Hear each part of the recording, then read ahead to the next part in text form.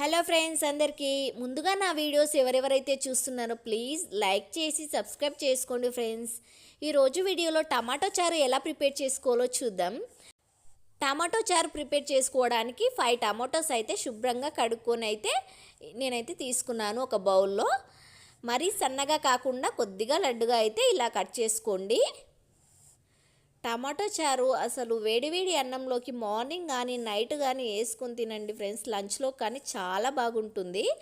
ఇలా కట్ చేసుకున్న తర్వాత అందులో కొన్ని వాటర్ పోసుకోండి. 1 గ్లాస్ లేదా 1.5 లేదా 2 అయితే పోసేసుకోండి. నేనైతే 5 టమాటోస్కి 1.5 గ్లాస్ అయితే వాటర్ అనేటివి వేసుకున్నాను. ఇప్పుడు స్టవ్ ఆన్ చేసుకొని స్టవ్ మీద పెట్టేసుకోండి. కొద్దిగా ఉడకనివ్వండి. దాంట్లోనే చూస్తున్నారు కదా, టమాటోస్ అనేటివి ఇలా చక్కగా ఉడకాలి. ఇలా అయితే ఒక 4-5 మినిట్స్ అయితే చక్కగా మెత్తగా ఉడకనివ్వండి టమాటోస్ని. మీకు ఇష్టమైతే ఇందులో చింతపులుపు కూడా యాడ్ చేసుకోవచ్చు. టమాటోస్ ఇలా ఉడికిన తర్వాత కాసేపు అయితే చల్లారనివ్వండి. వెంటనే చారు పిసుకోవడానికి కొద్దిగా వేడివేడిగా ఉంటుంది. ఇలా స్మాషర్ ఏమన్నా ఉంటే మాత్రం కొద్దిగా నాకైతే వేడిగా ఉంది, అందుకే స్మాషర్తోనే ఇలా స్మాష్ చేసుకుంటున్నాను. మీకు ఇలా లేకపోతే మాత్రం పప్పు గుత్తి ఉంటుంది కదా, దాంతోనైనా ఫస్ట్ ఇలా రసం అనేది తీసేసుకోండి. తీసుకున్న తర్వాత వేరే బౌల్లో వేసుకోండి ఆ రసంని. ఇప్పుడు మరిన్ని కొన్ని వాటర్ని అయితే యాడ్ చేసుకున్నాను.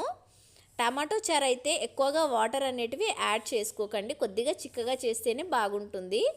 ఇప్పుడు ఇలా పిసుకున్నప్పుడే ఈ రసం అనేది తీసుకున్నప్పుడే కొద్దిగా చింతపులుపు అనేది యాడ్ చేసుకోండి. చింతపండు మీకు ఇష్టమైతే పులుపు తినే వాళ్ళు అయితే మాత్రమే యాడ్ చేసుకోండి. నేనైతే ఏం యాడ్ చేయట్లేదు, మా ఇంట్లో అస్సలు తినరు, అందుకోసమే నేనేమీ యాడ్ చేయట్లేదు.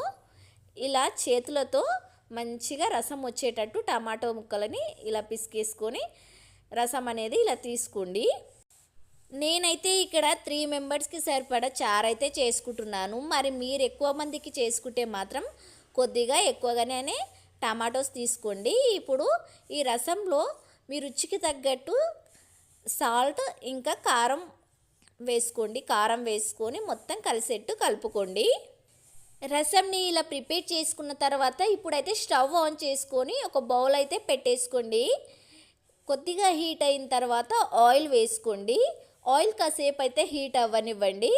నా వాయిస్ అయితే కొద్దిగా చేంజ్ అయ్యింది, థ్రోట్ పెయిన్ అలా కోల్డ్ సిమ్టమ్స్ అలా ఉన్నాయి, కొద్దిగా అడ్జస్ట్ చేసుకోండి.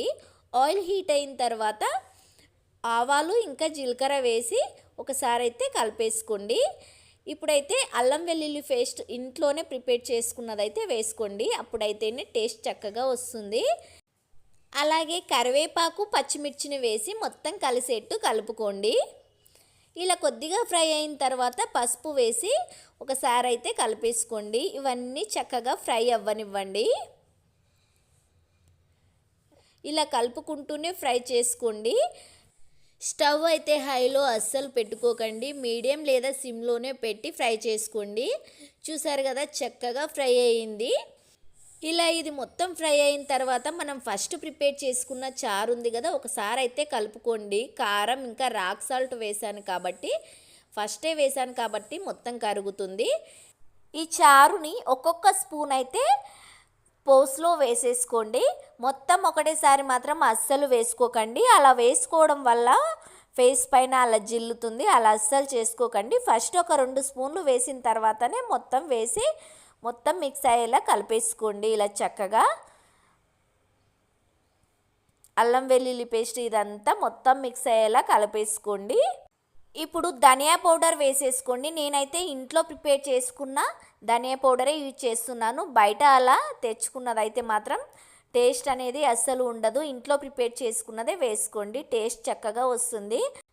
అలాగే సన్నగా తరిగిన కొత్తిమీర పుదీనాను కూడా వేసి మొత్తం మిక్స్ అయ్యేలా కలిపేసుకోండి. ఈ కొత్తిమీర పుదీనా వేసిన తర్వాత కాసేపు అయితే చారుని మసలనివ్వండి. ఒక 2-3 మినిట్స్ అలా పడుతుంది. చూడండి, చక్కగా మసులుతుంది. ఇలా మరుగుతున్నప్పుడైతే ఒకసారి అయితే స్పూన్తో కలుపుకోండి. ఇలా చారు అనేది మసిలిన తర్వాత స్టవ్ అనేది ఆఫ్ చేసేసుకోండి. ఈ చారు ఎప్పుడు చేసుకున్నా కూడా ఒక్క ఆమ్లెట్ వేడివేడి అన్నంలోకి చారు వేసుకొని ఆమ్లెట్ అయితే వేసుకొని తినండి, చాలా బాగుంటుంది. చూసారు కదా ఎంతో టేస్టీగా టమాటో చారు అయితే రెడీ అయింది. ఈ వీడియో మీకు నచ్చినట్టయితే లైక్ చేసి సబ్స్క్రైబ్ చేసుకోండి ఫ్రెండ్స్. Thank you.